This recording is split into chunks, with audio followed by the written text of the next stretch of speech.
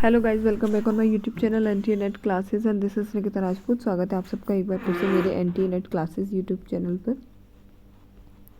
And guys यहाँ पर मैं आपके लिए बीएड सेकंड सेम के कोड नंबर 201 के जो क्वेश्चंस हैं एमसीक्यूज़ वो डिस्कस कर रही हूँ।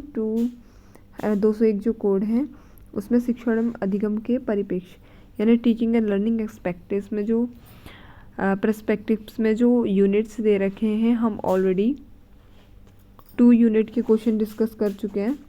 अगर आपने प्रीवियस वीडियो नहीं देखे हैं तो आप उस वीडियो को वॉच कर लीजिए। काफ़ी इम्पोर्टेंट क्वेश्चन है, ऑलरेडी हम उसमें 300 प्लस क्वेश्चन कर चुके हैं। ठीक है, आज हम जो यूनिट स्टार्ट करने जा रहे हैं, 3rd यूनिट है जिसमें डिफरेंसेस इन इंडिविजुअल लर्नर ये यूनिट है। इसके रिलेटेड सारे क्वेश्चन डिस्कस करेंगे। एग्ज़ाम जो है वो एमसीक्यू बेस्ड रहेगा इस ईयर। आने वाले टाइम पर चेंज हो सकता है क्योंकि नई जो नोटिफिकेशन आई है उसके अनुसार जो है वो फिर थ्योरी बेस हो जाएगा। तो देखते हैं क्या अपडेट रहती है। अभी जो अपडेट है उसके अकॉर्डिंग इस ईयर में जो अभी जो एग्ज़ाम होंगे, अभी जो मई में हो रहे हैं, वो एमसीक्यू ही बेस होंगे। ठीक है, तो इस चीज़ को ध्यान में रखते हुए हम इस यूनिट को कंप्लीट कर लेते हैं। इस यूनिट में हम क्वेश्चन को डिस्कस करेंगे। तो चलिए स्टार्ट करते हैं। और अगर आप पहली बार मेरे चैनल पर विज़िट कर रहे हैं तो आप मेरे चैनल को सब्सक्राइब कर बेल आइकन प्रेस कर लीजिए ताकि आपको मेरी वीडियो का जो भी नया नोटिफिकेशन हो वो रिसेंटली मिल सके। एंड वीडियो को फुल वॉच कीजिए, काफ़ी हेल्पफुल वीडियो है और अच्छा लगे तो प्लीज़ इस वीडियो को लाइक कीजिए। चलिए स्टार्ट करते हैं आज का ये वीडियो। तो हम स्टार्ट करते हैं आज का वीडियो। आज की वीडियो में यूनिट 3rd से क्वेश्चन पूछे जाएंगे, बट 3rd से क्वेश्चन रहेंगे यूनिट 3rd में। तो चलिए आज यूनिट 3rd का फर्स्ट क्वेश्चन देख लेते हैं। बुद्धि पहचानने तथा सीखने की शक्ति है। यह कथन किसके द्वारा कहा गया है कि बुद्धि पहचानने और सीखने की शक्ति है। ठीक है, शक्ति बता रहे हैं, किसने बताया है? गाल्टन का। गाल्टन बोल रहे हैं कि पहचानने और सीखने की शक्ति होती है। अगला देखिए, बुद्धि सीखने की योग्यता है। इन्होंने योग्यता बताई है, किसने? इन्होंने बताई है कि बुद्धि क्या है? सीखने की योग्यता है। तो वो कौन बता रहे हैं? बंकिंघम बता रहे हैं। अगला देखिए, बुद्धि एक सामान्य योग्यता है जिसके द्वारा व्यक्ति नई परिस्थितियों में अपने विचारों को जानबूझकर समायोजित कर लेता है। ये बात किसने बोली है? ये बोली है स्टर्न ने। अगला प्रश्न देखिए, बुद्धि की प्रमुख विशेषता है। तो देखिए, बुद्धि की प्रमुख विशेषता क्या होती है? देखिए, जन्मजात शक्ति होती है, ये बात सत्य है।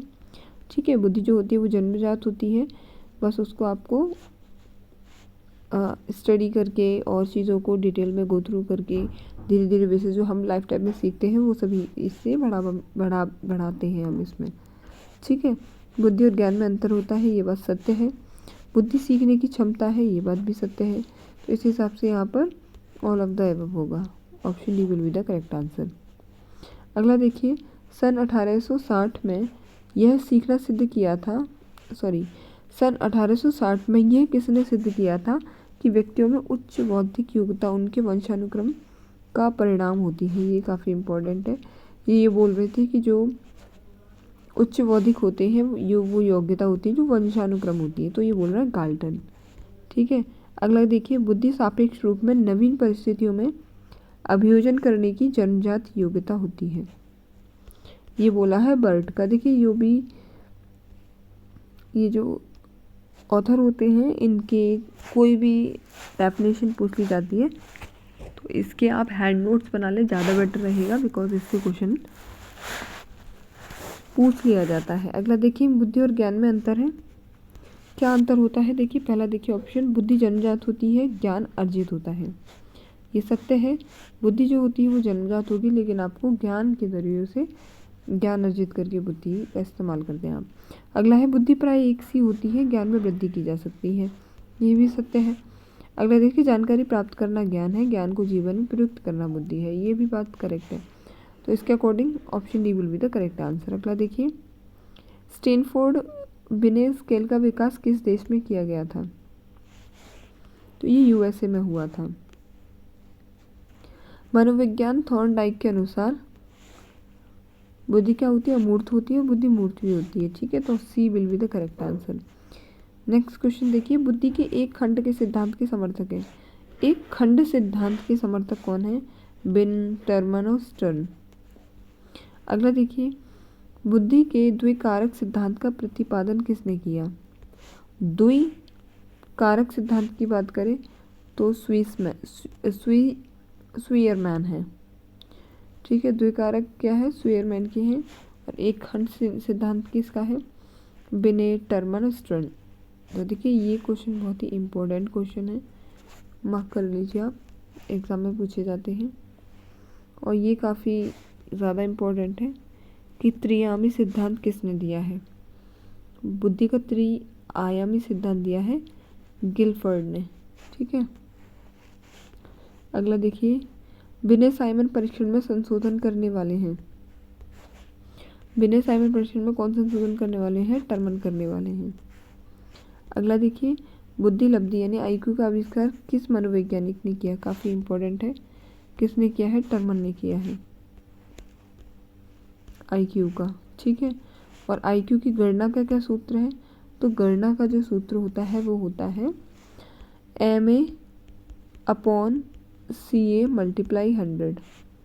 ये आईक्यू निकालने का क्वेश्चन होता है, सूत्र होता है, फॉर्मूला। अगला देखिए, 125 आईक्यू वाला किस वर्ग में आएगा? तो वो आएगा प्रखर बुद्धि में। अगला देखिए, मानसिक आयु किसी व्यक्ति के द्वारा प्राप्त विकास की सीमा की वह अभिव्यक्ति है जो उसके कार्यों द्वारा की जाती है तथा किसी आयु विशेष उसकी अपेक्षा होती है। ये बोला है डॉक्टर भाटिया, ये डॉक्टर भाटिया का है। भाटिया बैटरी में कुल कितने उप परीक्षण हैं?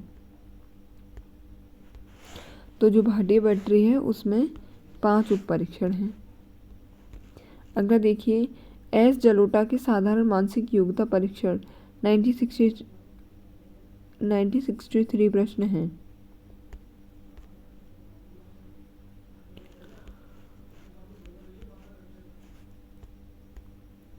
इसमें यहाँ पर 100 हैं। ठीक है, 1963 में।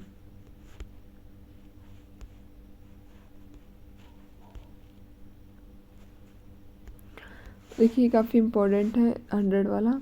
इसके बाद देखिए, बुद्धि लब्धि ज्ञात करने का सूत्र मैंने बताया था आपको, MA/CA यानी मेंटल एज बराबर क्रोनोलॉजिकल एज।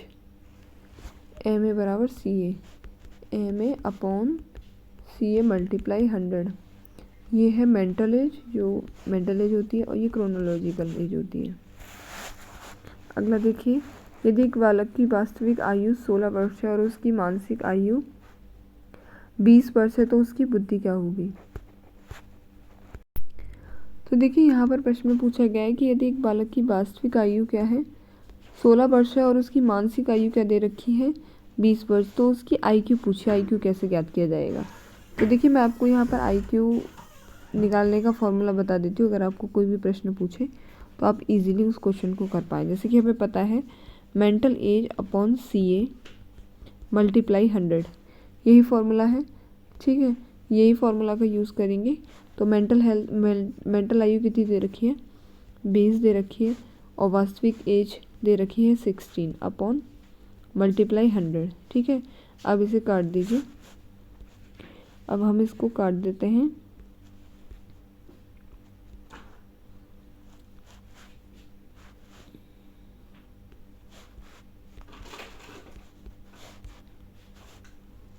यहाँ पर आप इसे 2 से डिवाइड कर लीजिए। आप जो भी छोटा सम आपको ठीक लगे आप उससे कर सकते हैं। तो यहाँ पर ये 50 हो जाएगा, यहाँ 5 आ जाएगा। मैं यहाँ पर क्लियर लिख देती हूँ।